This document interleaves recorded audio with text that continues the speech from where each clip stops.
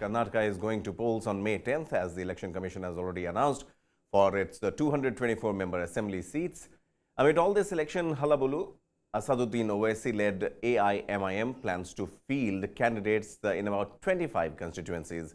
It has already named 3 candidates for Belagavi North, Hubballi Dharwad East and Basavanna Bagewadi in Vijaypura district for the assembly polls. The party is eyeing an electoral alliance with the Janata Dal Secular in the assembly elections in Karnataka, the party's state unit president Usman Ghani has informed. In the 2018 polls for the 224-member assembly in Karnataka, AIMIM had backed the JDS and had not fielded any candidate. But not this time around. They have fielded 25 seats, candidates on 25 seats.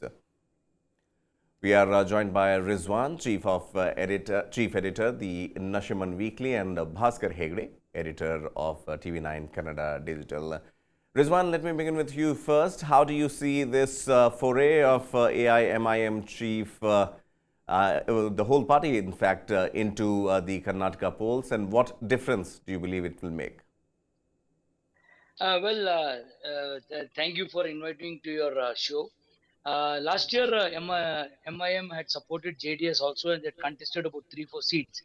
This time, they are contesting on 24 seats, and they are going to support the JDS. And I don't think there will be much of impact because everybody knows that MIM comes here to split the votes. So the general public, especially the Muslim community, have decided that wherever MIM is there, they'll say that they come to divide the votes. They may not have so much impact this time. Right. Brijesh, this understanding and this impression that the AIMIM has earned as of now, that vote katua, the term that is often used, the vote cutters, that is what is being considered to be AIMM's role as of now. Do you think that again the history would repeat itself? Well, we'll have to see the kind of phase out they are doing, because the important thing is that as our guest was pointing out, that earlier also they had fought 3-4 seats along with JDS, but they couldn't make much of an electoral foray.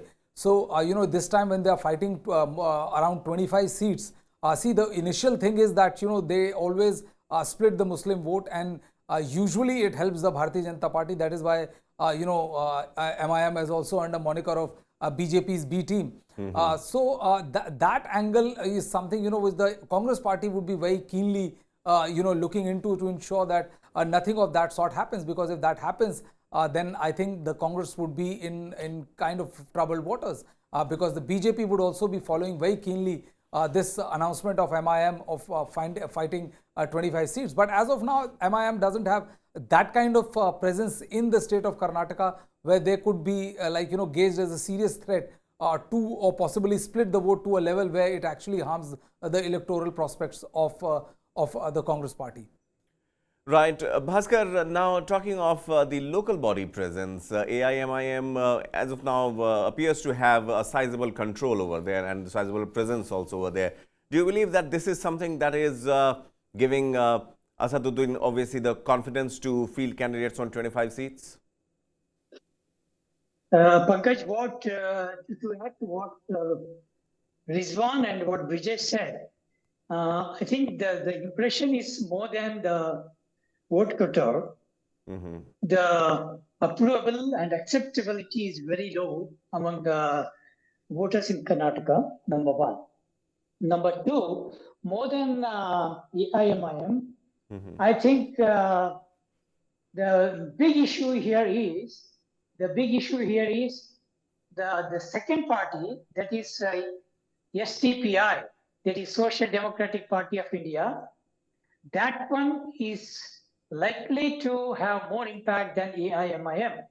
I think because SDPI as a party kind of related to PFI, of course not directly linked. So it has established its base in Karnataka in some pockets, particularly coastal Karnataka. They want to make it big in this election. Thanks to hijab issue and various other issues, they want to polarize and get more Muslim votes. And some people interpret the entry of SDPI as a kind of genuine Muslim political face than AIMIM. So in that context, I think more than AIMIM, we have to think of SDPI and its impact in Karnataka.